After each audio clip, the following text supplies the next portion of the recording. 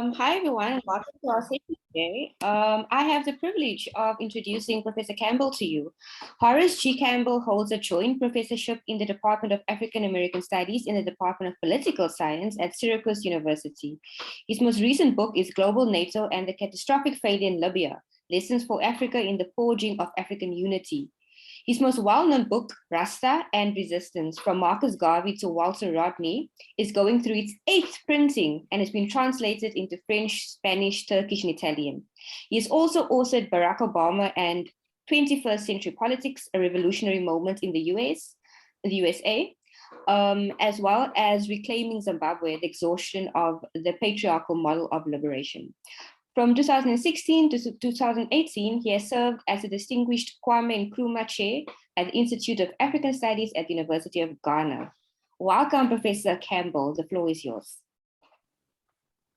Well, thank you, everybody, and good morning to my brothers and sisters and my colleagues in the eastern part of the United States. Good afternoon to my brothers and sisters and friends and comrades in other parts of the world. And as the introduction stated, good evening to those who are joining us from in Asia. The global virtual discussions of this university is one more effort to open spaces for education, discussion, and hopefully as part of the struggles for social change in society. Our distinguished professor, Sinfree Makoni, has been in the trenches in decolonizing language and language education and those questions in Africa and in the rest of the world. And his service in Penn State University is now well known to those who knew him from the trenches in Southern Africa and East Africa. So I want to thank the tenacity of your team in ensuring that we had this discussion. We were lining up this discussion since last year in the middle of the pandemic. And while we are still in the pandemic, I think this question of the university, reparations, and the 21st century would be a very good part, a very good moment for us to stress where those who are on the side of healing, where we stand in relationship to the future of human beings. I understand I have about 50 minutes, and so I will use that time to develop some of the arguments, and some of the other parts of the argument I will anticipate can come out in the discussion. The global reparations movement has matured in the past 50 years and registered the most important moral victory in the adoption of the final declaration of the World Conference Against Racism in Durban, South Africa in September 2001. Intense mobilization and organizing in all parts of global Africa, in all parts of the world, ensure that the reparations movement became one of the most important social movements among those fighting against racism and white supremacy. By the time of the 20th anniversary of the Durban Declaration of 2001, the General Assembly of the United Nations moved to establish the Permanent Forum for Peoples of African Descent as a consultative mechanism, advisory body to the Human Rights Council. The establishment of the Permanent Forum followed the diplomatic work in the period of what was called the African Descendants Decade. These developments at the level of international diplomacy followed massive mobilization by those who are fighting for reparative justice. What comes to mind especially the role of students in South Africa, who, after the Truth and Reconciliation Commission brought the struggles for reparations to the university in the Rhodes Must Fall campaign, the Fees Must Fall campaign, Science Must Fall campaign. From Brazil, the Brazil's Quilombo movement for reparations was a social movement which energized the reparative claims in all of Latin America. It is in North America and the Caribbean where the autonomy and self-organization of African descendants has ensured that the base for discussion of reparations is not confined to social movements, but is in the university itself. In the Caribbean, we have the establishment of the Reparations Research Center at the University of the University as one of the institutions that's campaigning to publicize the CARICOM 10-point program. And the CARICOM 10-point program for reparations, which I'm sure we will discuss, inspired the National Reparations Commission in the United States and the 10-point program. The relevant point about the Caribbean and North America is that the social movement for reparations cannot be separated from the movement for decolonizing the university and for ensuring that the questions of reparative intellectual work in the university system moves forward. Of the well-publicized 10-point program of the Black Lives Matter movement, the second bullet of the 6th point of the Black Lives Matter was most explicit in the plan for reparations, past and present, including redlining and the reformulation of cultural and educational institutions. The force of the grassroots efforts ensure that every major institution, whether political, legal, corporate, military, education, or religious, must grapple with the questions of reparations and reparative justice. In the universities in North America, there have been a number of scholars who have brought to the forefront the way in which the academy was complicit in the criminal trade in African bodies. When Ruth Simmons was the president of Brown University, there was a massive documentation of the role of the university and its complicity in the slave trade and slavery. We have, from Harvard University, many conferences on reparations. And one book that came from one of those conferences, A Time for Reparations, A Global Perspective. This book is important insofar as it brought to the forefront the interconnected struggles for reparations of the Dalits, the Palestinians, the Roma peoples, African descendants, and indigenous peoples. In the context of North America and the struggles for reparations, I want to see that the first premise is that we cannot discuss reparations and the university without acknowledging, as Dunbar Otis has done in her book, Indigenous Peoples' History of the United States of America, that the entire US society is a crime scene.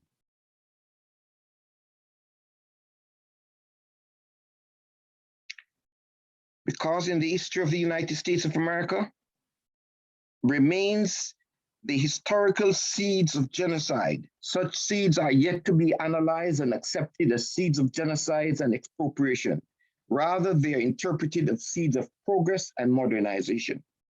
The United States of America must come to terms with the genocidal past if there is to be any healing in the society. So this is the heart of our presentation. How will the reparative claims contribute to healing? We have seen that at the level of international politics, how the struggles of the First Nation peoples, the establishment has tried to push this on a shelf and set it aside. Like the United Nations setting up the Permanent Forum for African Descendants, there was such a permanent forum for indigenous peoples that was established in 2000. And yet the energies that will come from the collective struggles for reparations are those energies that will force the questions of what reparations and reparative justice will mean. I quote from Wole Soyinka in his work on memory, truth, and healing. He stressed the fact that repairing what has been broken among human beings remains one of the cornerstones of reparations campaign. This view of healing is also echoed by numerous organizations. So we have in the academy, writers, thinkers, and in the grassroots, organizations like the National Coalition of Blacks for Reparations and the Caribbean Reparations Movement, who said reparations is to raise up and to restore that which has been broken, that which has been damaged, to rejoin that which has been severed, to replenish that which is depleted or lacking, to strengthen that which is weak, to set right that which is wrong, and to make secure that is insecure and undeveloped. How do we make right what is wrong within the university? Can the university be repaired? These are the clear messages. I look at the current university structure in North America, in the world. It is important to underscore the point that we have gone through many different periods, from the medieval university to the universities that were developed in North America, to the land-grant university, to what was called the Cold War University, to the neoliberal university, and Stanley Aronowitz called the current university a knowledge factory. A knowledge factory is producing knowledge for who? This question becomes important in the Program of Action of Durban of 2001, because the Program of Action of Durban stressed the role of education. The United Nations World Conference Against Racism recommended changes in the structure and content of formal and informal education to bring out the real terms of past crimes. Education content must serve, firm, and build people's restored dignities. And there should be a review of the educational curriculum so as to eliminate any elements that may promote racism, racial discrimination, genocide, xenophobia, and related intolerance, or reinforce negative stereotypes, including material that refuses such stereotypes. In the 20 years since Durban and the call for reparations, one can see that there's been a silence in North American universities on these questions. It is in this sense where the reparations debate has sharpened what Robin D.G. Kelly and Roxanne Dunbar Ortiz has said, that the university must come to terms with its genocidal past if there's to be any healing. Robin Kelly had argued in his book Freedom Dreams that the struggles for reparations must be part of a broader strategy to transform society, distributing wealth, creating a democratic and caring culture, exposing the ways capitalism and slavery produced massive inequality. Then the ongoing struggles for reparations hold enormous promise for revitalizing movements for social justice. This is the basis of this presentation: how to revitalize and strengthen movements for social justice. The challenge of the university in the 21st century is to make a break with the criminal past. If there's to be rehabilitation and healing of humans and society. The fragility of capitalism, the lessons of COVID-19 pandemic, militarism, the explosion of white racist ideas dictate that the struggles against capitalism will create a backlash. And we see that backlash today in the banning of books and the struggles around what is called critical race theory. These are expected developments in the war of ideas in the United States of America. 100 years ago, Du Bois warned, either the United States will destroy ignorance, or ignorance will destroy the United States. In the struggle for reparative justice in the 21st century, nothing less than rehumanization of the planet is at stake. So that is the introduction to what I want to talk about in this presentation. Let me get into the heart of the matter now. Let's look at the university in the context of the reparations debate. Professor Carol Boyce Davis of Cornell University drew attention to how the study of reparations and the conditions of global Africans must be one of the vectors for the unfinished business of decolonization. She asserted that the academy, the university, and the larger knowledge production apparatus is perhaps one of the most colonized of spaces. In every discipline, one is confronted with a knowledge production that assumes European epistemologies, ideas, timelines as the defining frameworks for intellectual work. Thus, thereby creates a hierarchy of knowledge in which African peoples' experiences still remain at the bottom or outside of consideration in the same measure as our Black lives today.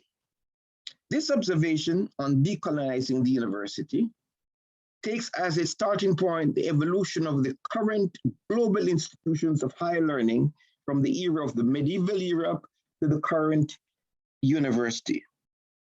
Now, what the timeline of the university brings out is the fact that the university in its current form has a very, very long period of gestation from its origins in Africa and Mesopotamia, thousands of years ago.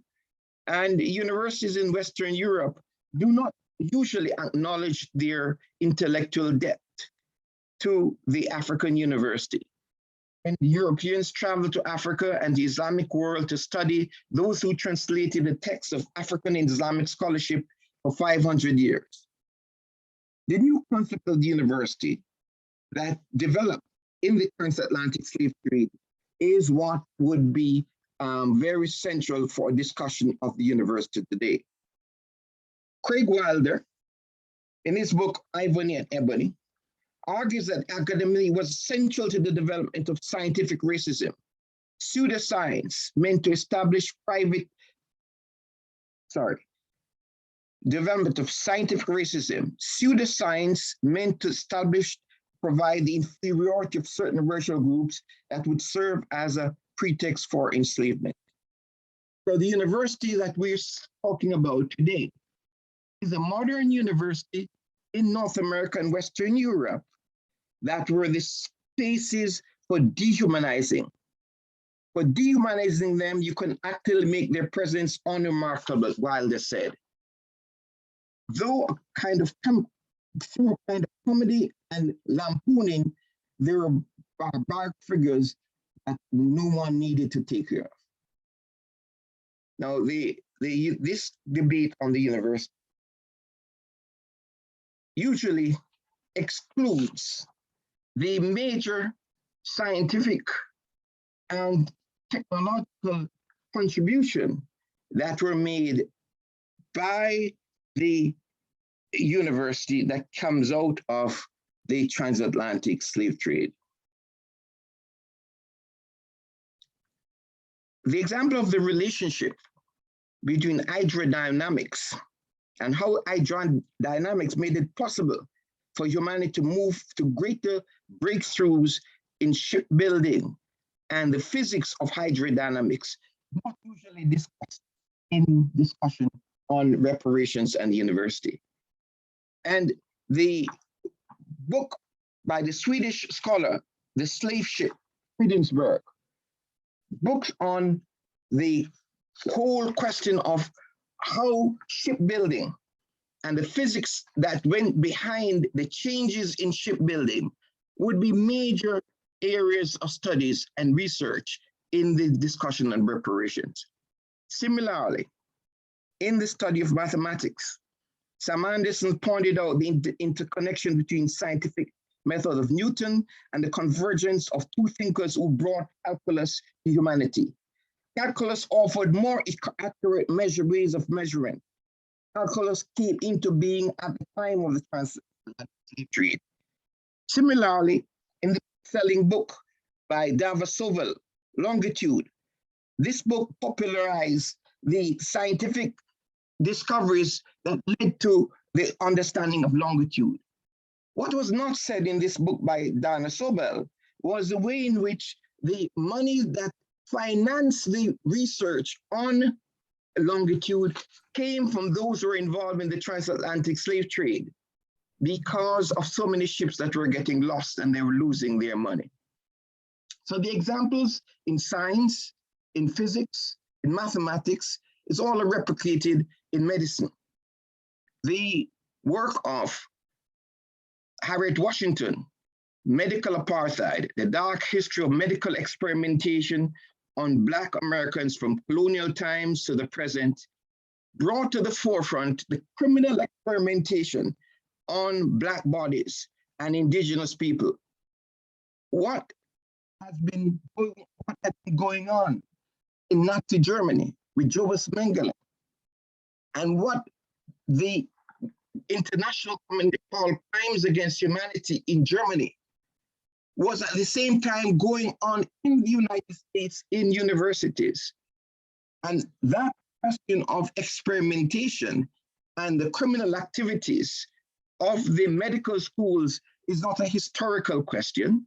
It is a question that is very urgent in how reparative framework must inform the medical schools and medical institutions. It is for this reason that in both the Caribbean Reparations Commission and the National Reparations Commission of the United States, resources for health and wellness occupy a special place. Wellness, healing of Black families in the Caribbean, the Caribbean Reparations Commission says, African descended population in the Caribbean has the highest incidence in the world of chronic diseases in the forms of hypertension and type 2 diabetes. This pandemic is the direct result of the nutritional experience of physical and emotional brutality and overall stress profiles associated with slavery, genocide, and apartheid. Over 10 million Africans were imported into the Caribbean during the 400 years of slavery. At the end of slavery, in the late 19th century, less than 2 million remained. The chronic health condition of the Caribbean Blacks now constitutes the greatest financial risk for sustainability in the region. Arresting the pandemic requires the injection of science, technology, and capital beyond the capacity of the region. So whether it is in mathematics, physics, chemistry, medicine, reparative justice demand that there is a complete reorganization of the university of the 21st century. This is even being brought even clearer in the era of biotechnology, in the discussion of who will be human and who can be human in the 21st century. The research on CRISPR-Cas9, on the gene editing capabilities, and how the questions of racism have moved from the margins to the lab coats in what is called life sciences research in the university. These are matters that should occupy us at this present time in understanding the university in the 21st century. Let us now turn to how the universities have responded to the demands for reparations and the ways in which there's been a silence on what is called the progressive forces in the university. After Durban, in 2001, David Horowitz took out full-page advertisement in newspapers in the United States of America on 10 reasons why reparations for slavery is a bad idea. The ad, produced by Horowitz, conservative writer, argued that slavery happened long ago and was ended by white Christians, and Black Americans should be grateful for their prosperity and freedom. The case against reparations had been written up, and in fact, many on the so-called left oppose discussion on reparations insofar as they say that reparations divide the unity of the Black and white working class. In fact, the Socialist Equality Party of the United States that published a newspaper, The World Socialist, they have gone so far as to be the leading intellectual opponents of the 1619 project, so that they have a running critique of what they call the identity politics that's been embedded in the 1619 project. This question of the discussion by the progressive forces in the university brings to the forefront the way in which the current universities are trying to manage the massive popular, intellectual, and social movement that is called the reparations movement. We've seen this in every one of the major universities: Brown University, Princeton, Harvard, Yale. And what happened in the time of the George Floyd protest is that many of the universities carried out what we call performative actions. So, for example, you would have an institution such as Princeton University would take down the name of Woodrow Wilson from the Woodrow Wilson School of International Affairs. They would not examine ideas of Woodrow Wilson to form the School of International Affairs. So while I've spoken about physics and chemistry and biology, the fields of literature, the fields of history, the fields of law, these are all fields that have to be completely restructured in the areas of discussing reparations and reparations in the 21st century. So we have, after the information came out about how Georgetown was saved by 272 Africans to save that university, Georgetown University went on the discussion about how to bring more Blacks in the university. But at the same time, Georgetown, Brown, Pennsylvania, Duke University were discussing these reparative symbolic actions. Those universities were embarking on projects to ensure that their university excluded more Blacks. And so there's presently a case against 16 of those universities who have put their fees to ensure that the universities was more exclusive. So the question of the university and reparations has reached a very, very delicate moment where the surge of conservative white supremacist ideas have now come to the university to attempt to silence those who want to raise questions of Racism and White Supremacy. Hilaire Beckles, the Vice Chancellor of the University of the West Indies, has in numerous volumes produced ways of clarifying the intellectual task. This part is important because Byron Davis, in his book on Race and Reunion, how the South became victorious at the intellectual level after the Civil War, has brought to the forefront how the universities were able to recalibrate the ideas of eugenics, white supremacy after the Civil War. So what was lost on the battlefield was won the university. Similar process is going on now with the rise of the white supremacist movement. And that's why it's important to consult the work of people like Beckles and Dunbar Ortiz, or people like Carolyn Elkins on the work on the Gulag in Kenya.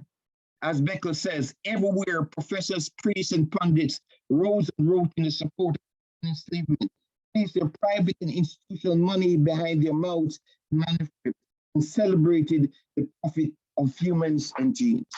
I'm sorry, the profits at the business end of their pens.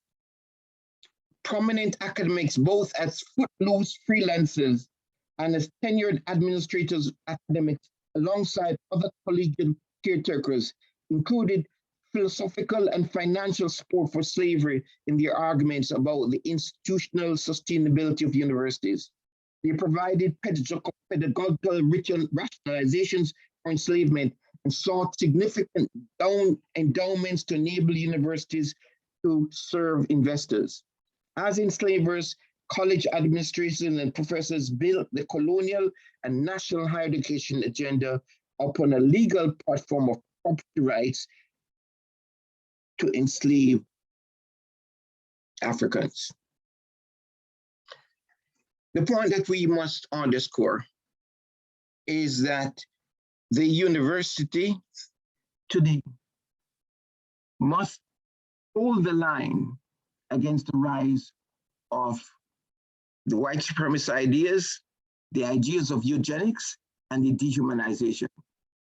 Unfortunately, not only do we have the conservatives, but within the Black community, those who see reparations in material terms are seeking to sow divisions among African descendants. We've seen the rise of an organization such as ADUS, African Descendants of Slavery, and they've derived inspiration from the book by William Doherty on reparations. And Doherty went so far in the book as to point out of those who would be eligible for reparations and payments for reparations in the 21st century. Let me now move towards a conclusion.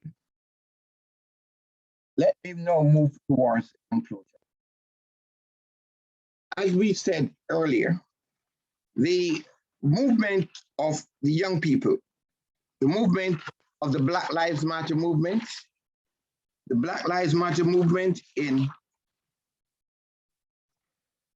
nationally, this movement has been able to bring the reparations matter right back and center at the university after Durban. In South Africa, at the end of apartheid, the energies from the World Conference Against Racism I, World Conference Against Racism II, inspired the Third World Conference Against Racism.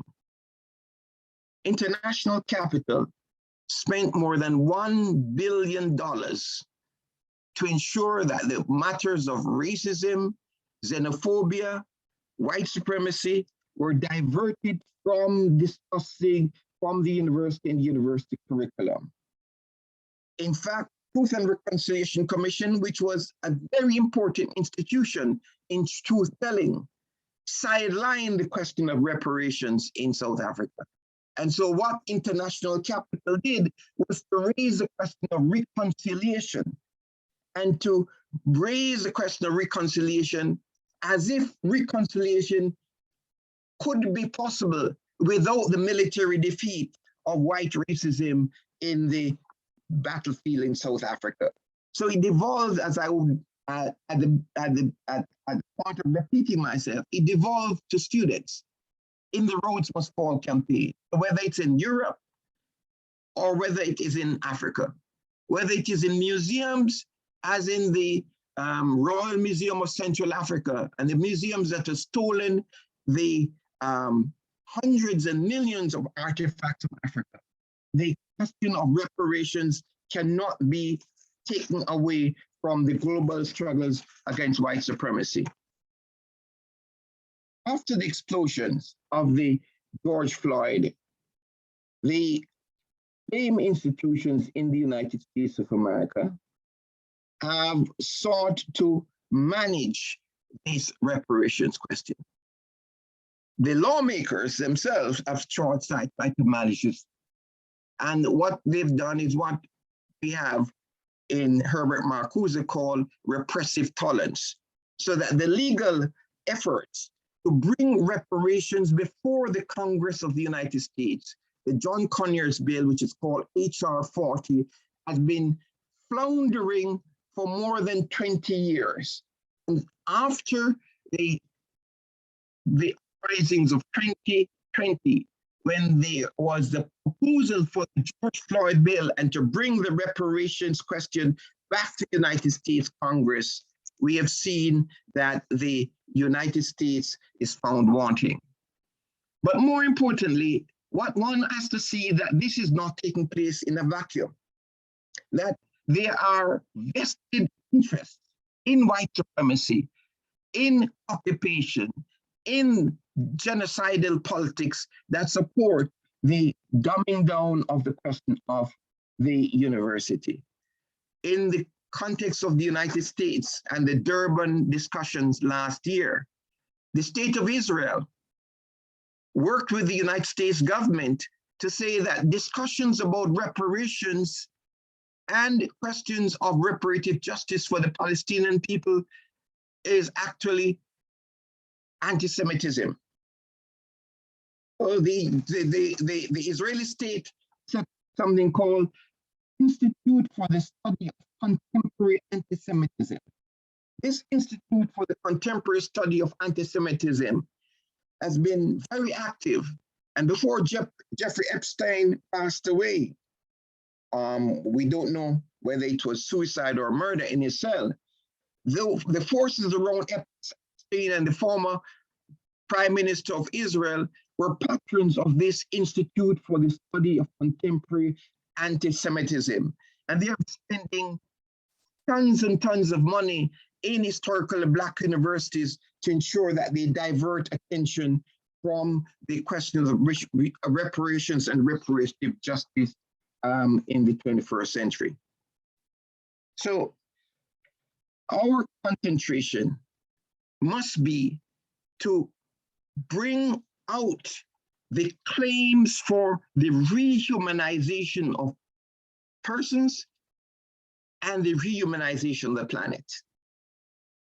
Our concentration in this presentation is the relationship between reparations and the mission of the university.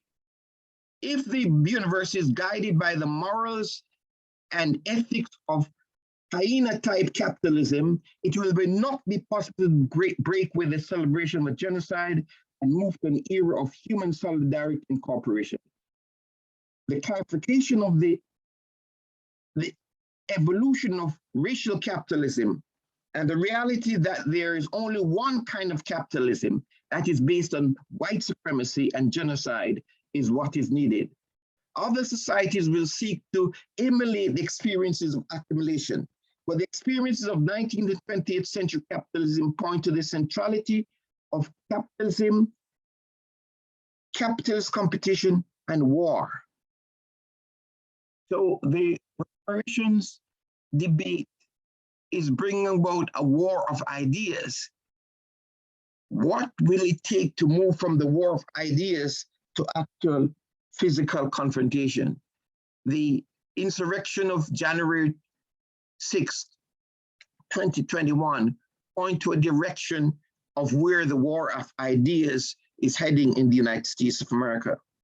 The elaboration of Research Center for Reparations and the Permanent Forum for Indigenous Peoples and for African Descendants widens the terrain of struggle for reparations.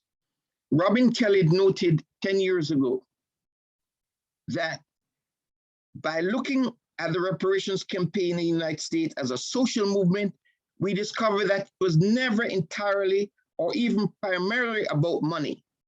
The demand for reparations was about social justice, reconciliation, and reconstructing the internal life of Black America and eliminating institutional racism. What Robin Kelly proposes is to think of reparations as a fuller strategy that holds enormous promise for social justice and for reorganization of society. The current work that is going on must be supported and strengthened in all parts of the United States. The language of anti-racism and social justice represents a holding operation in the short term, while the educational work for organizational change proceeds. Those who conceptualize socialist transformation on the basis of predictability and determinism have to reconcile with the lessons of the ideas of crude materialism and the destruction of the planet Earth.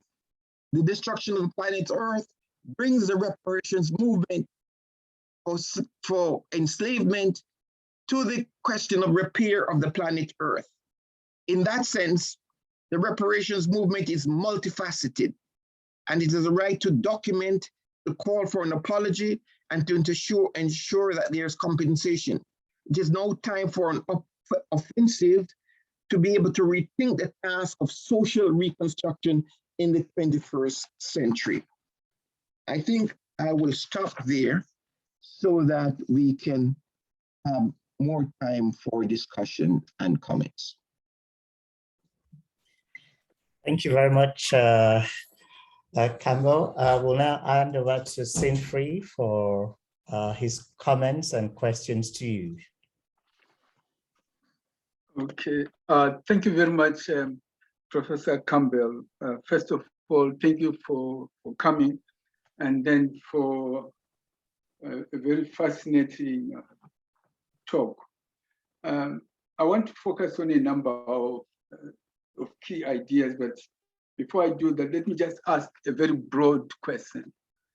From your vantage point of view, from your vantage perspective, how is the discussion or how are the discourses of reparations playing themselves out in different geopolitical contexts? Let's say in Canada, the United States, and in Europe, and let's say in South Africa or Africa.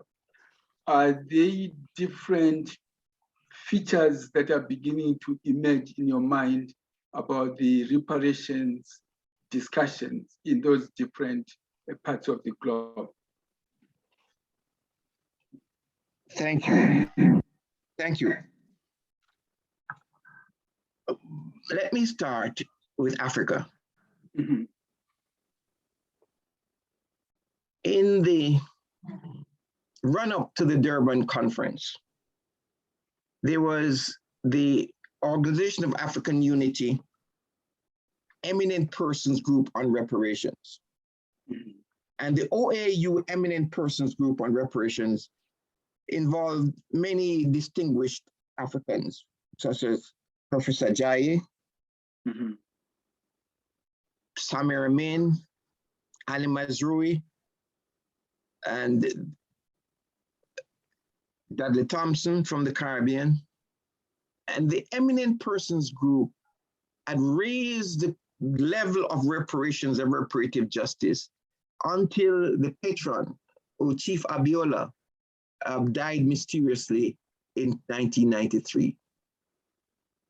As part of the counterattack by the global corporations against the anti-apartheid struggles, there was an attempt to sideline reparations in the Organization of African Unity to the point where when it came to the African Union, there's no commission on reparations for the African Union. One of the diplomatic work tasks that is being carried out by the Caribbean Reparations Commission and by the governments of Barbados and St. Vincent and Jamaica is to lobby the African Union to bring in the discussion of reparations in Africa in the university. Instead, the United Nations has financed massive amount of funds in African universities to discuss what they call the Millennium Development Goals, which went on for 15 years after Durban, and then the Sustainable Development Goals. And these discussions on SDGs are to supplant the discussions on reparations and reparative justice in Africa. As I stated, in the case of Southern Africa, it is students who are leading this charge, who said that the content, the meaning, and the cost of education must involve reparations.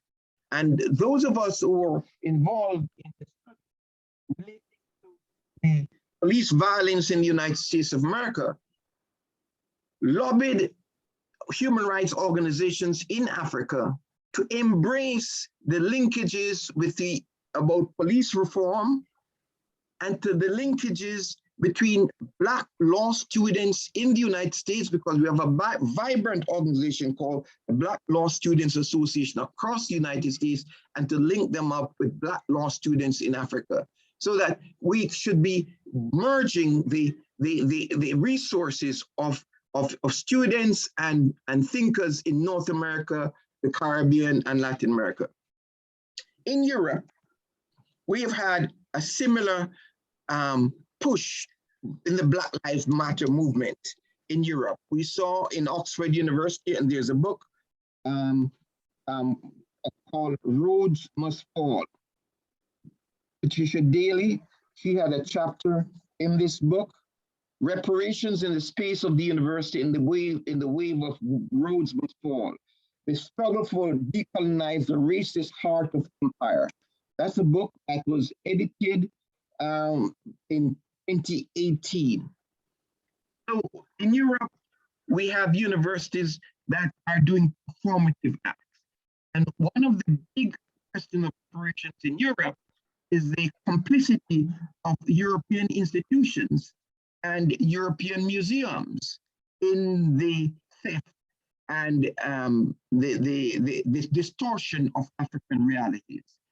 And as in the universities in North America, we have the Royal Museum of Central Africa in Belgium.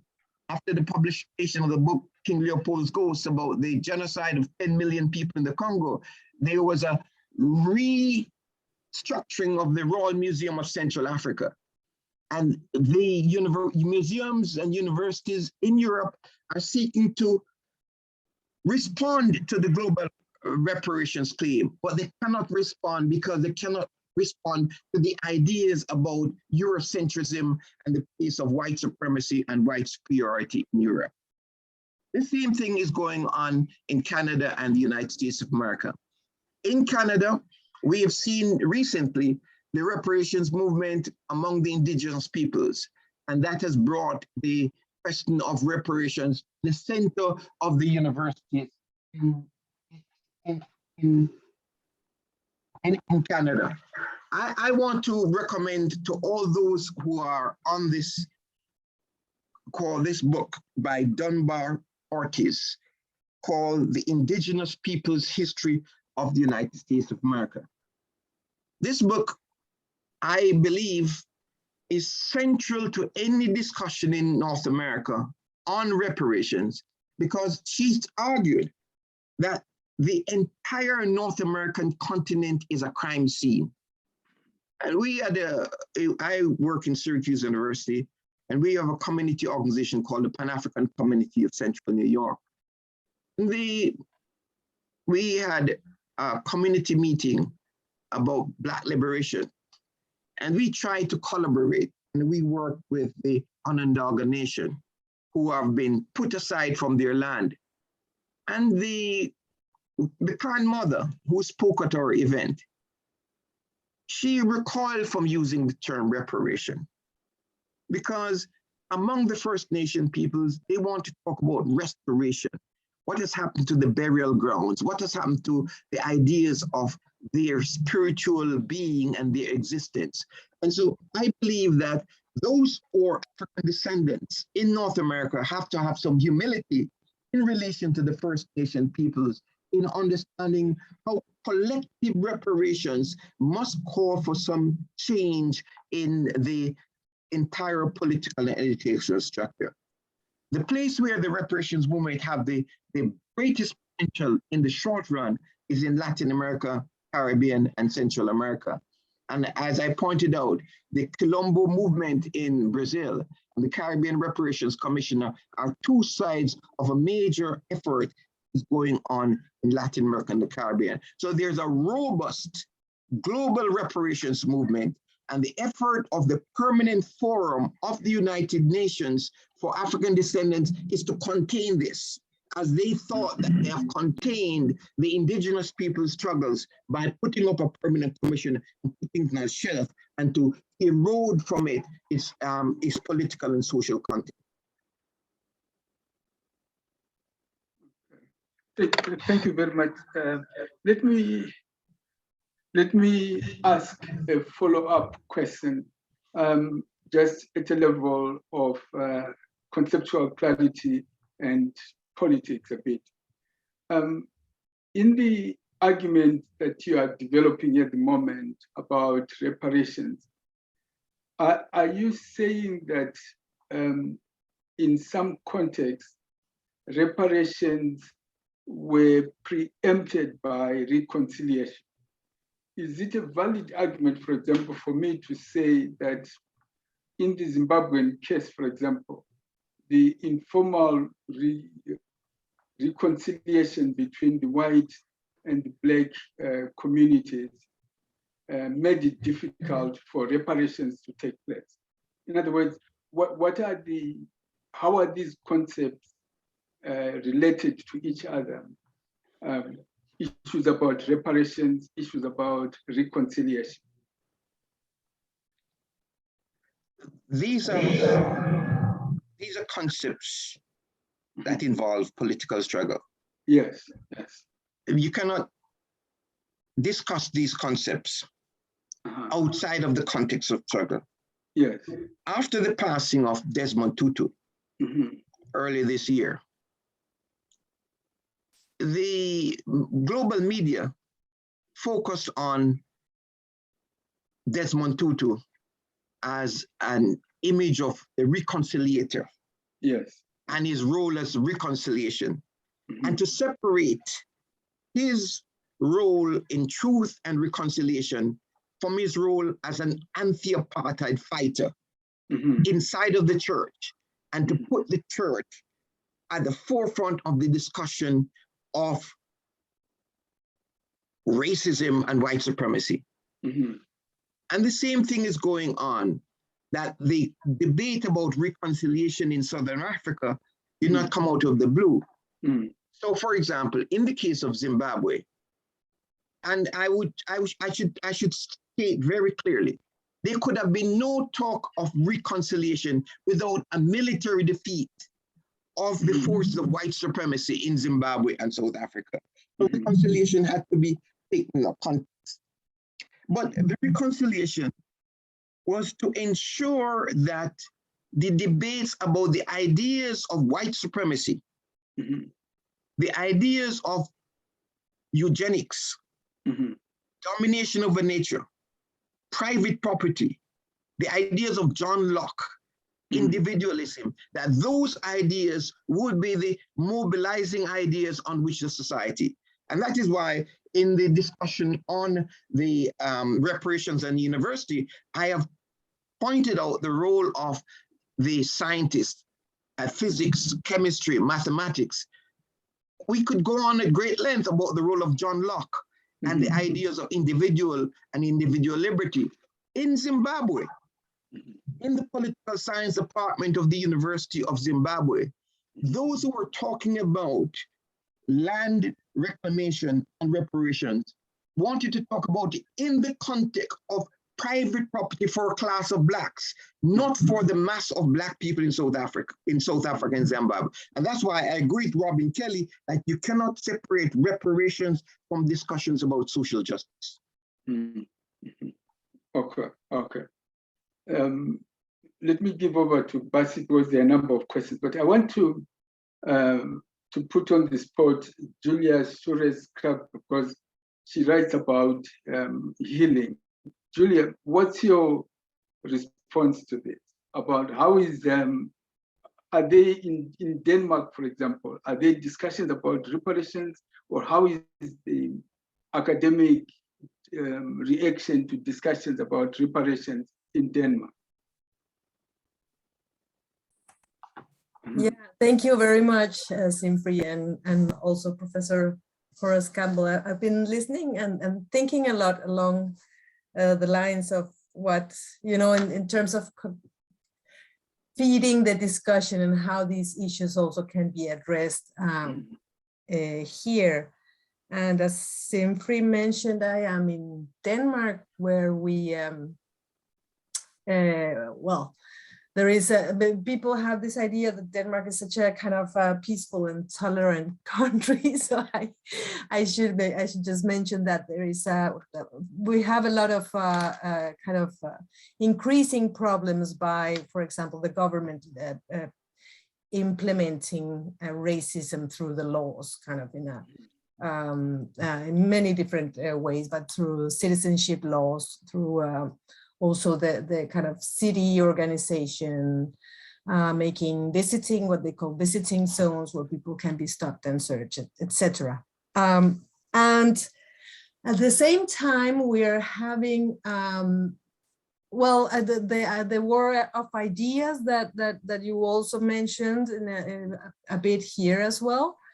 The universities here are all public universities, depend on the goodwill of the government, and the government has been part of the attacks to certain kind of scholarship at the university, among those mine. And curiously enough, we had 2 years ago during the mobilization, the Black Lives Matter mobilization that also happened here, some colleagues at my university took the initiative to write a call for solidarity with anti-racist struggles around the world that was very short, but demanded also that the university itself address racism inside the institution, among others, also in terms of curriculum, etc. Reparations as such is not mentioned. But what I wanted to say about this is that last week we were then, I was asked by the group that organized it whether I wanted to join them, because there were many signatories, but also many colleagues that didn't sign this petition. Anyway, we went to a meeting with the university leadership about this. After 2 years, they reacted, and basically they on the one hand, there are white people that don't really know what racism is and what it is, right? So one of the things that we did was, it's important for you, if you really want to address this, that you also know what it is, because this is not about diversity, this is not about, inclusion. There's much more at stake than those kind of buzzwords.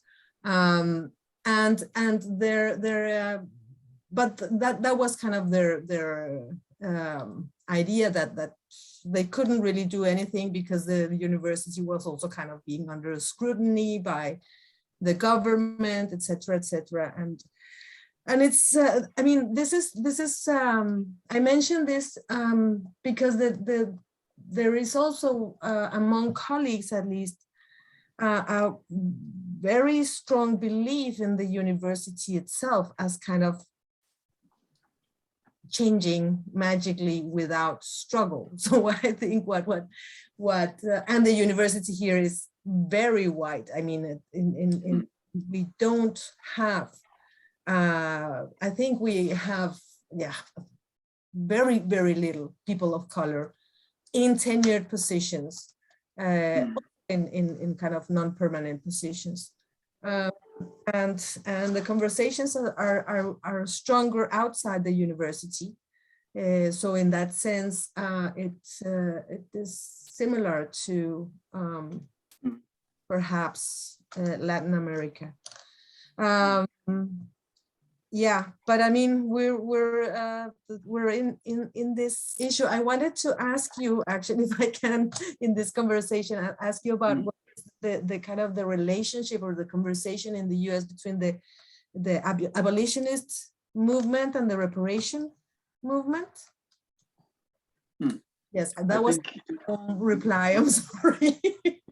Okay, yeah, thanks a lot. I think Professor Campbell will be better placed to answer it. What is you want to ask about the relationship between the abolitionists and the and those who are, okay.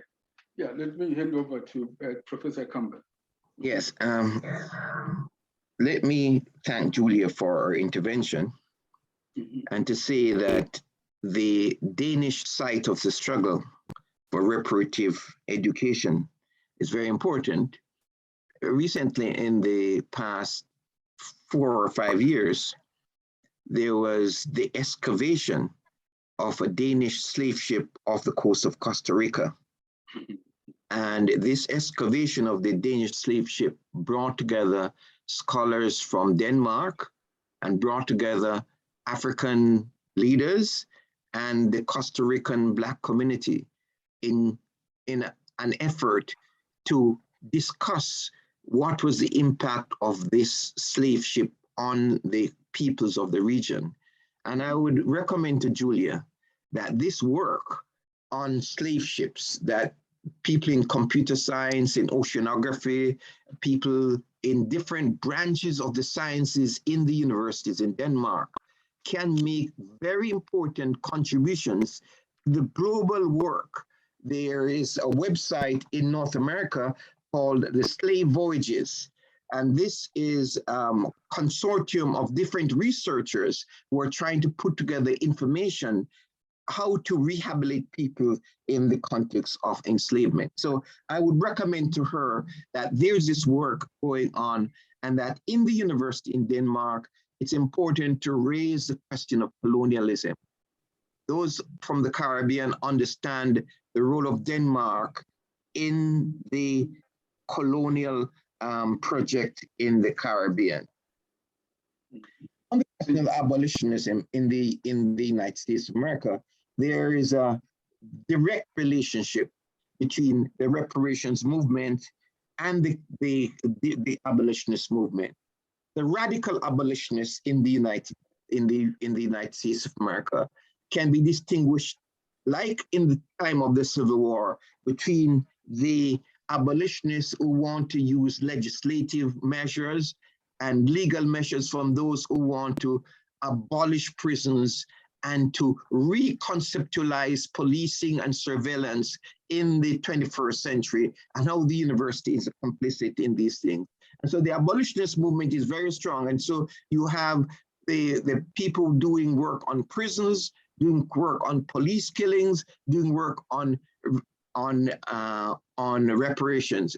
And if you go on the website of the National Reparations Commission of the United States of America, you'll see the link between the abolitionists and the reparationists in the United States of America. Thank you very much. Okay. Yeah, hi, Kidani. Yeah, let me hand over to Basi. Basi, you take over now. Okay, then please go ahead. Since you've already started, please go ahead. Yeah. I was just thinking, before the reparations can succeed, shouldn't the victims of colonialism, slavery, apartheid, and so on, have the power to initially stop the continued process of exploitation and so on. So I'm thinking, for instance, in South Africa, they haven't been able to bring about land reform and so on. They haven't mastered the power to exercise the popular demand on the issue of land. How are we to expect that they could succeed in terms of bringing reparations? And I'm thinking South Africa is just an example. When I think of the structures of the extractive industries in Africa, it operates essentially like a colonial experience. It hasn't been freed from colonialism. You can look at all the mining and oil and natural gas and so on. So before we can master the power to stop the continued exploitation, how is it likely that reparations could succeed? Thank you. Thank you so much for that observation. I'm not so sure it's a question, because I want to underline one of the points that I was making the presentation, that the claims for reparative justice in Africa and in global Africa has to do with the rehumanization of Africans.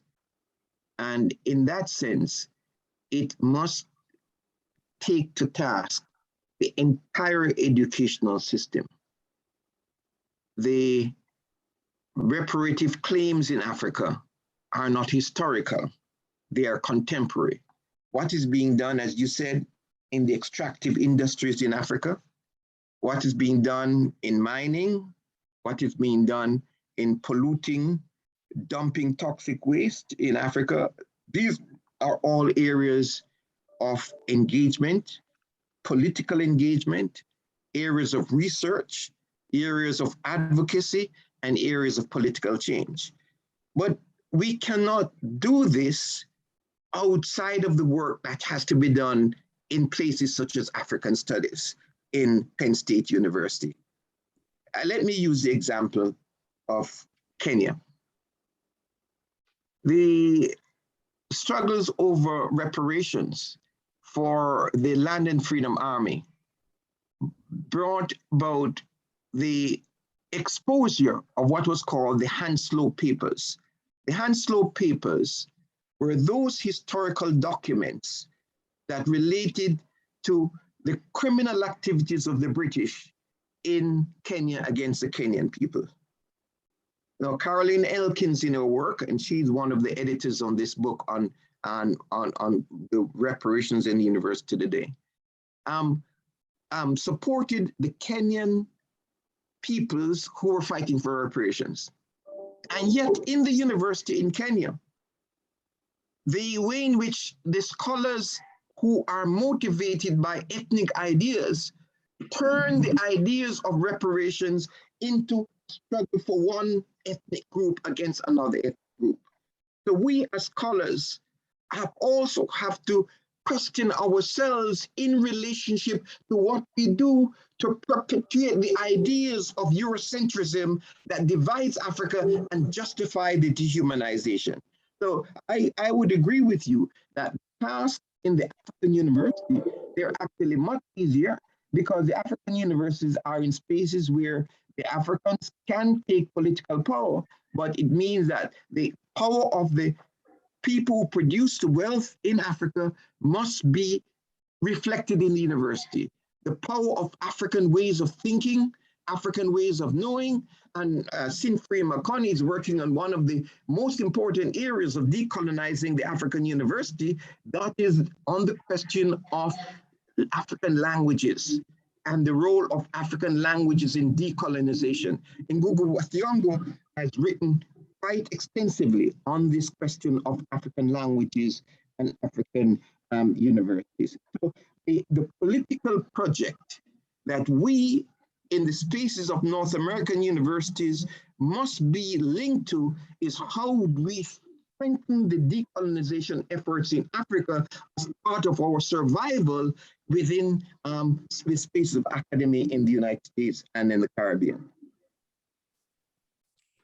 Okay, thank you very much, Professor Campbell. There are two questions on, shall we say, practical dimensions of the reparative justice framework.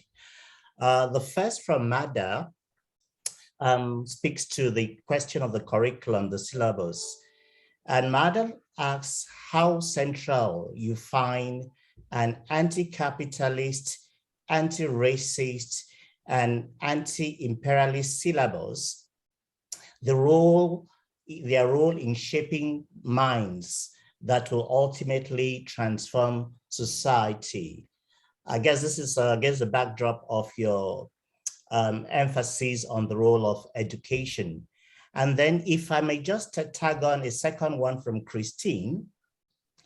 Christine would like to have your take on the role of religion, especially African Christianity, in evolving the same mindset and bringing about social justice as part of the process of decolonization.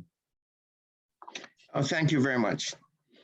I would want to underline the points raised in the questions on the syllabus and the anti-racist syllabus in the university.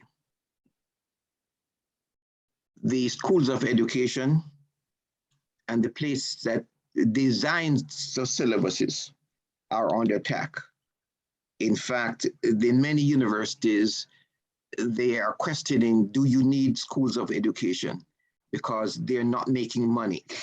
So the neoliberal university and the capitalist university, the idea of an anti-racist curriculum, we see this in the debate about critical race theory. So the struggle for the anti-racist curriculum cannot take place outside of a popular struggle. It cannot take place in the university itself. And that is why I commended the Caribbean Reparations Commission, because the Caribbean Reparations Commission and the Caribbean Research Center at the University of the West Indies cannot be separated from the popular movement for reparative justice that is coming from the grassroots, coming from Rastafari, from women, from indigenous peoples. And so we cannot be talking about an anti-racist curriculum in Penn State University without talking about the First Nation people. And so the university is right now a war zone. And the question of African religions, I would use the formulation African spiritual reflection instead of religion, because religion seeks to resolve questions of people's relations to nature and to the supernatural. And what we've seen is that African spiritual reflections have been manipulated by those with political power, with access to resources to oppress other people. And then religion itself becomes an accomplice in the genocidal project. Now, what we've seen is that the reparations movement has affected every institution in the world. In 2000, the Pope, John Paul, made an apology for the crimes committed by the Roman Catholic Church. But that apology was made without any institutional change in the relationship of the Roman Catholic Church to peoples across the world. So that is why I am recommending strongly the work of Robin D. J. Kelly on the radical imagination relationship to the reparations project. Religion in the past is supposed to bring people's spiritual peace and bring out their spiritual essence. Instead, the rise of Islamophobia, the manipulation of religion is to deepen divisions among peoples in different parts of the world. And those people who are decent have to rise and stand above this. Okay, thank you very much. Ashraf, I would like to pose a question to you. Ashraf.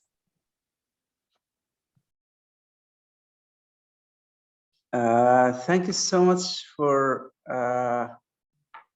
yes, I think, yeah, thank you so much. I went through your small piece, short piece, which is titled Pan-Africanism and the a reparative framework for global justice. And I noticed that you talked about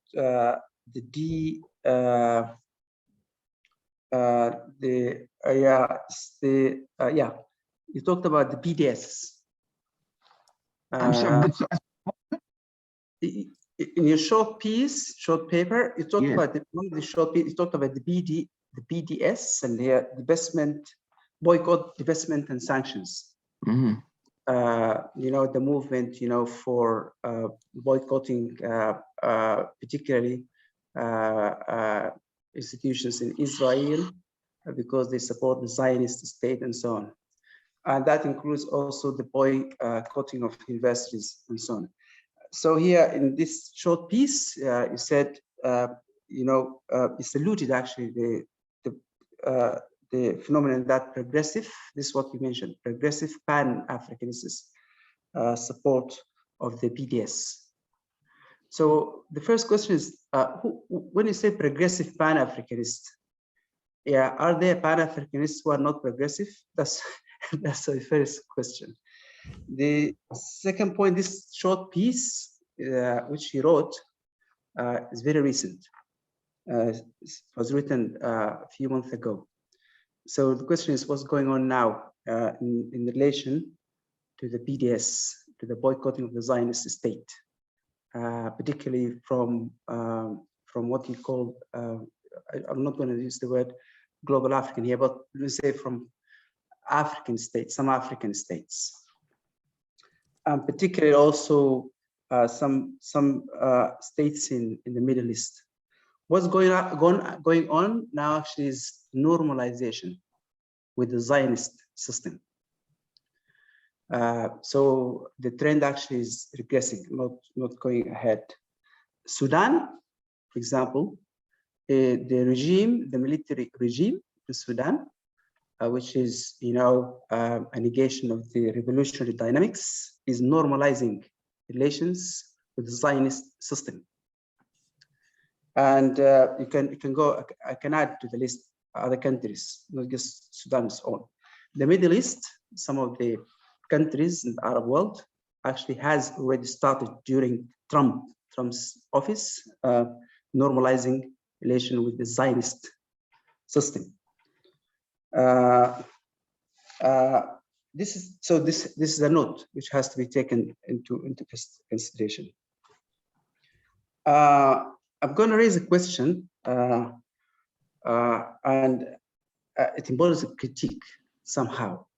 The BDS states that we need to boycott. We are not allowed somehow ethically to write, to co-author with scholar, a colleague from an Israeli universities within Israel, not Palestine. You know, the BDS. This is the BDS somehow. Now the problem for me is that, you know, there are also journalists. Some people radicalize the issue. They say, well, you're not allowed even to publish in a journal which is edited by a guy from any Israeli universities. If the editor is edited, the journal associated is an Israeli university, then you're not allowed to publish in that journal. Well, it happened to me, and I said to them, well, this colleague actually is pro-Palestinian, is even radical than us, you know. He's revolutionary, he's against the Zionist state, and so on. So, so what do you think of this kind of dealing with cases in using the group mentality? Because in that way, aren't we losing the support and solidarity of some of the of some of the Israeli revolutionary colleagues? Thank you so much. Well, thank you. I think you, Ashraf, you said a whole lot, but let me try to take some of the main points. First, about who we call progressive Pan-Africanists. We use the term progressive Pan-Africanists to distinguish those Pan-Africanists who are fighting for social change, as opposed to those Pan-Africanists who talk simply about state power and coming together as Africans.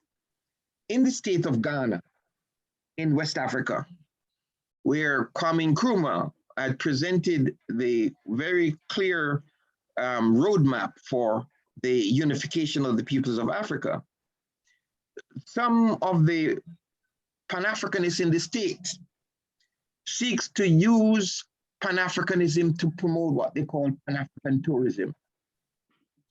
Pan-African tourism. So my paper started out, in my paper, the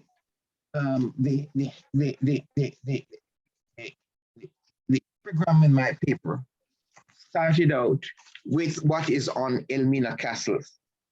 In everlasting memory of the anguish of our ancestors, may those who died rest in peace. May those who return find their roots. May humanity never again perpetrate such injustice against humanity. We the living vow to uphold this. This is a declaration on the wall of Elmina Castle in Ghana. Now, what does the government of Ghana do? Instead of seeking to change the textbooks in Ghana, discuss the horrors of the slave trade, they try to promote what they call Pan-African tourism. So you see people from the Congress traveling to Ghana, and they open Ghana to the return of African descendants. I think these are all positive developments, but this cannot be done without an examination of the role of the past ruling classes in Africa in their role in the transatlantic slave trade. So the progressive Pan-Africanists are those Pan-Africanists who raise the question of Pan-Africanism at the level of social justice for women, for youth, for workers, for environmental justice. So there's a whole range of Pan-African struggles, and the reparation struggles is one branch of that struggle. On the other question about the relationship between Israel and the African Union and states such as Sudan normalizing relations with Israel. This is actually major struggle that is going on in Africa. And you're right to bring to the attention the role of the Sudanese states. And those states were bribed to support normalization with the state of Israel. Last weekend at the African Union, there was a discussion about whether Israel should have an observer status at the African Union. And progressive Pan-Africanists opposed the observer status of Israel at the African Union. The states of South Africa and Algeria mobilized internationally to suspend the place of Israel at the African Union. And the Palestinians made a presentation to the African Union about the current apartheid work of Israel in the Palestinian territory.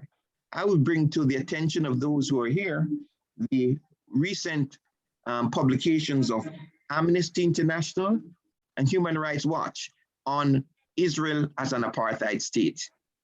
And this discussion as Israel as an apartheid state brings us back to the global struggles against apartheid. The global struggles against apartheid, for those who are old enough to remember, once the United Nations described apartheid as a crime against humanity, it called on people to boycott and to divest from apartheid. That was what went on in the struggles against apartheid in the 1980s. Now, in the 1980s, when there was a struggles against apartheid, that did not constrain those fighting against apartheid from collaborating with scholars in South Africa who are anti-apartheid.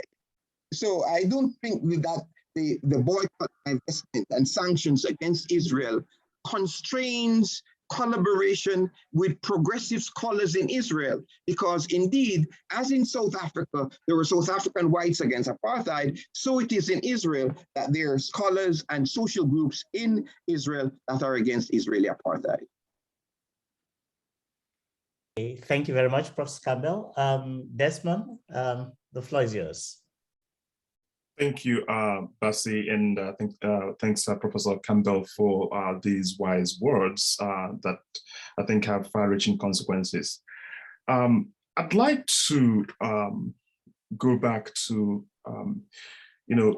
the ideas from Dunbar Ortiz that the United States is a crime scene, and frame what I hope will be a question from, the idea that not just the United States, but Africa and other colonized societies are also crime scenes. And perhaps one could argue not only crime scenes, but also war zones.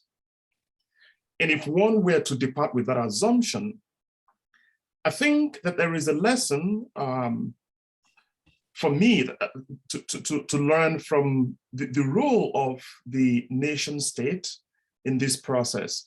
That is, thinking of crime scenes and war zones, centers violence in this process. And I think the nation state has been essential in maintaining the depredation and colonization of different parts of the world. And I think the recent example of the United States I just mentioned sort of brings this to mind, that the United States was a major collaborator of apartheid South Africa until that shift. But of course, as you already commented on, that change and the entire Mandela era and so forth has not changed the political equations, or like Kidani suggested, even the land politics in South Africa. So there seems to be a facade of progress, but in real terms, I don't think that that has had any meaningful impact. And I think the nation state has this very subtle way of maintaining the structure, because it has the capacity to use violence in a way that others are denied that violence. Now, the key question for me then is that there is a tendency to think that the nation state is an elitist institution controlled by elites. But the US, especially the January 6, 2021 example you cite, reminds us that the elitist nature of the nation state is always, especially in the Eurocentric or the white supremacist era, always in collaboration with the ordinary person, rural white Americans, that would hold their politicians hostage if there was any effort to reorganize the axis of power. And it makes me wonder how the ordinary citizen across Africa, across Latin America, the Caribbean, and elsewhere can navigate the nation state as an institution of violence. What are the possibilities to move beyond reliance on the nation state in the understanding that it is in the design of the nation state to produce the kinds of conditions that we have? One last comment about this. I'm glad to hear you comment on the United Nations and international organizations, because each time I engage with people across Africa where I have my field work, there is this tendency to look to the United Nations and international organizations as beacons of equity and justice. But I tend to think that one can draw a thread from, even before the Berlin Conference, all through to the nation state, in the ways that international organizations have been formed in the interest of European powers, not in the interest of others. The United Nations was formed at a time when the majority of the world were not involved in that process and negotiation. And I think they've helped to maintain the current colonial relations while talking like there is actual progress in place. So how can the ordinary citizen get around this structure of the nation state and its capacity to create a facade of progress while maintaining, through its use of violence, structures of exploitation and coloniality that I think is at stake here? Okay, Thank you. There's so much in what you said, but thank you very much for that detour on international relations. The nation state in its present configuration is a state built on violence. And the thrust of my presentation was that the reparative process must transcend the nation state. And I spoke about reparations in 3 areas. I spoke about reparations in terms of the environment and how we have to repair in medicine and in economic relations. And all 3 transcend the current nation state. The reparations organization, that the reparative direction that must be taken to heal the planet in the 21st century must mean a break with capitalist plunder of the environment. Cuba is one of those states that has turned the medical apparatus towards healing. And it is not by accident that in Cuba, there's a 100-year plan over the question of how to confront environmental degradation. You're correct that the nation state in North America and Western Europe, there are contested zones at the present. And the contestation I would present to you is one that must end in major conflagration. What we're seeing is what Byron Davis talked about in his book on the United States after the Civil War, is how the universities are acting as spaces to rehabilitate white supremacy. And we in the university must be conscious and be vigilant in this regard. On the question of the United Nations, I would urge you to think of the United Nations as a space of contestation, that the United Nations is, unlike the League of Nations, the United Nations is a space that can be democratized, because the majority of the people of the world are the peoples of color. And if we do not have a United Nations, then the arbitrariness of powers such as the United States in what they've done in the other parts of the world would continue without anyone holding them accountable. The efforts of the A3+1 in the Caribbean, that is the Caribbean plus Africa, in terms of discussions in the United Nations, are questions that we must link ourselves to. So yes, those may sound like reforms, but it is important for our students, especially if you teach international relations, to say that you should not retreat from the discussions. For example, when the United Nations discussed last September, 20 years after Durban, the United States boycotted the discussion on Durban. But once they saw that the permanent forum was going to be set up, the Secretary of State hustled with the United States to appoint a professor from Howard University to be on the permanent forum for African descendants. What we in the university must do in Howard University, in Penn State, in Syracuse, is to raise the question of what will be the task of the permanent forum on reparative justice and on the questions of police violence and on education for Black children. So we should engage these questions not only at the United Nations, but that when our colleagues go from the university into bodies such as the United Nations, they are inspired by what is taking place within the corridors in the university. Okay, thank you, Professor Campbell. Precisely on that note, Nicholas first acknowledges your fearless lifelong commitment to the struggle, but poses a question around building solidarities around the cause and wonders what it would take for Syracuse University and allied universities in Africa, the Caribbean, and the Nordic countries to begin an open conference on truth and reparations, and these as an accelerator of action and to serve as a forum for aggregating those wishing to support the struggle.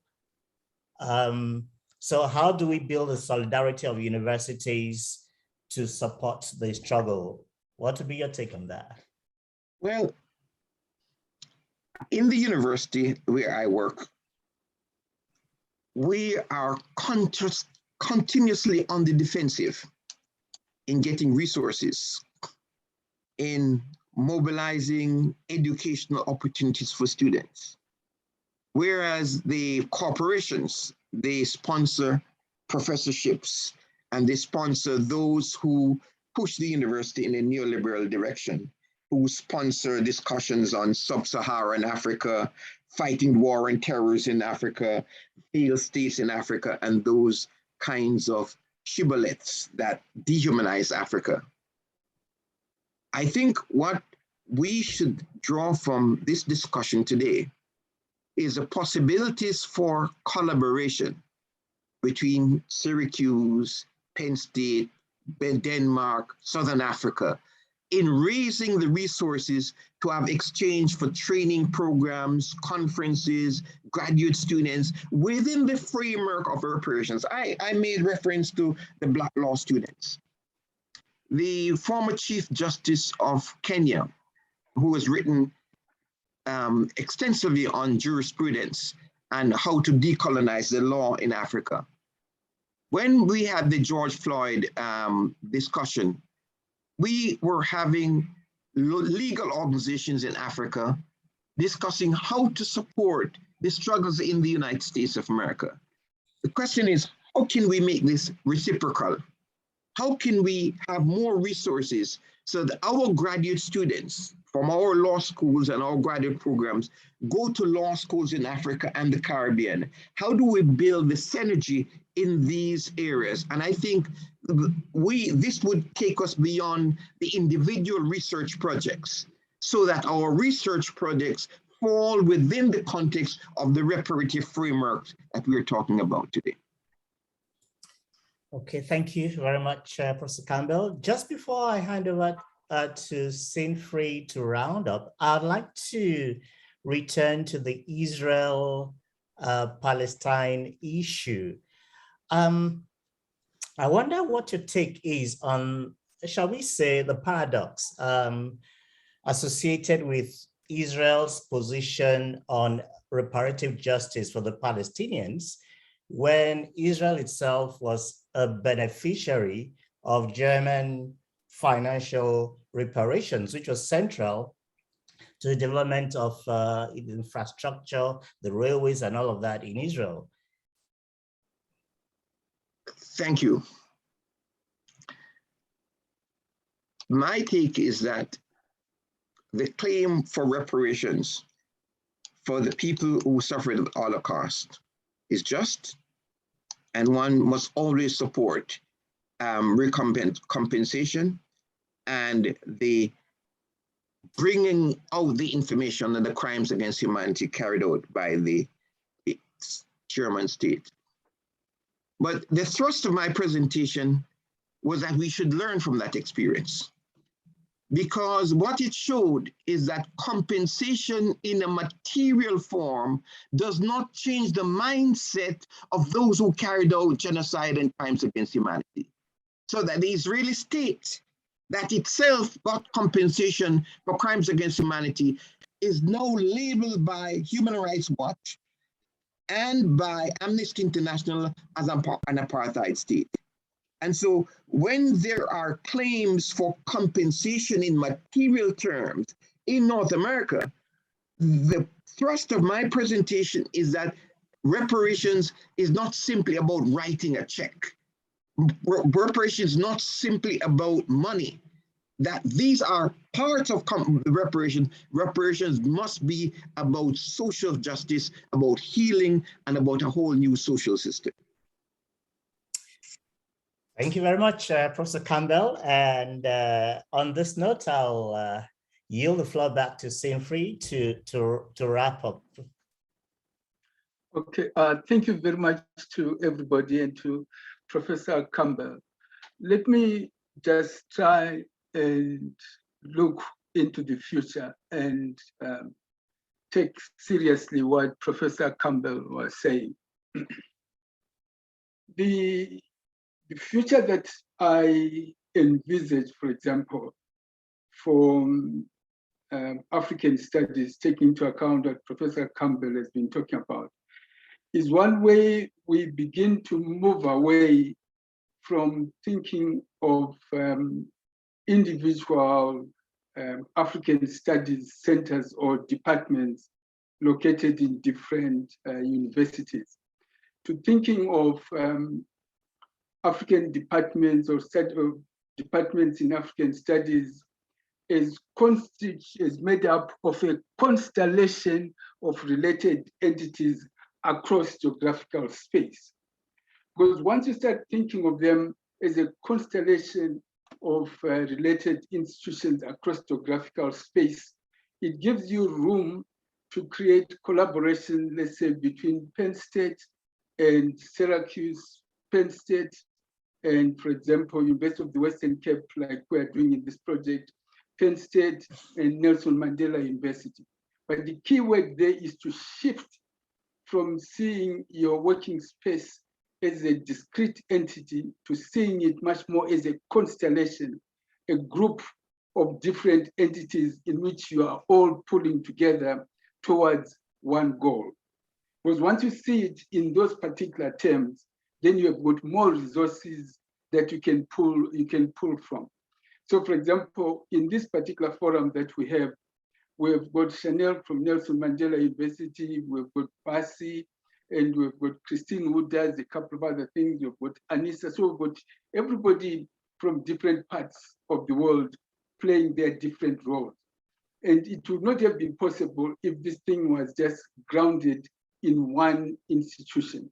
We needed to make it global in a very positive way, because it is only through a global forum that an open, collegial, politically engaged discussion can take place, even in a period of COVID.